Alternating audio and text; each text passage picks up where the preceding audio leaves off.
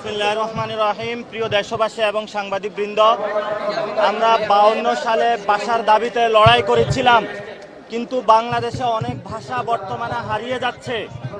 আমরা সরকারকে আহ্বান জানাবো, বাংলাদেশের মাটিতে যতগুলো ভাষা রয়েছে সকল জাতিগোষ্ঠী এবং ভাষাগুলোকে সংরক্ষণ করার জন্য, তাদের অধিকার দেওয়ার জন্য, তাদের শিক্ষা চালু করার এবং 52 সালে সেই তমুদ্দুন মজলিস থেকে আমাদের যে কালচারাল একটি ফাইট শুরু হয়েছে, সেটারই 24-এর মধ্যে আরো উজ্জ্বল হয়েছে।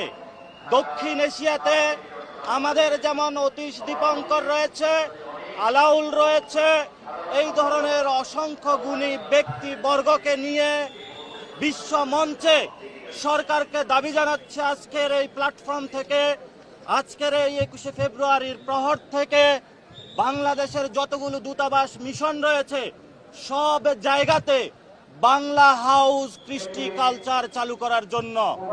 প্রত্যেকটা দেশের মধ্যে যদি আমরা বাংলা হাউস চালু করতে পারি, বিশ্ববাসীকে আমরা জানান দিতে পারবো বাংলাদেশের মানুষের আশা, বাংলাদেশের মানুষের মনন কেন আমাদের ভাই বোনেরা ভাষার দাবিতে শহীদ হয়েছিল। আমরা সরকারের কাছে দাবি জানাচ্ছি, বাংলাদেশে বাংলা ভাষাকে সরকারি বিল পত্র থেকে শুরু করে স্কুল, কলেজ, ইউনিভার্সিটি সব জায়গাতে একটি সুন্দর পরিক্রমায় নিয়ে আসার জন্য। আমরা আশঙ্কা দেখতে পাচ্ছি, গত 53 বছরে ভাষা ইনস্টিটিউট থেকে শুরু করে সবগুলো ভাষার যতগুলো প্রতিষ্ঠান রয়েছে এগুলোকে ক্রিপল করে বা পঙ্গু করে রাখা হয়েছে। আমাদের যে জাতীয় কবি কাজী নজরুল ইসলাম যে বাংলা ভাষায় অসংখ্য সম্পদ আমাদের কাছে রেখে গিয়েছেন, তাদের কথাগুলো, তাদের কবিতাগুলোকে প্রিজার্ভেশন করার জন্য আমরা বিশ্বমঞ্চে বাংলা হাউস, বিশ্বমঞ্চে বাংলাদেশের সংস্কৃতিকে ছড়িয়ে দেওয়ার জন্য এই 24-এর গণ অভ্যুত্থানের পরে সুযোগ এসেছে।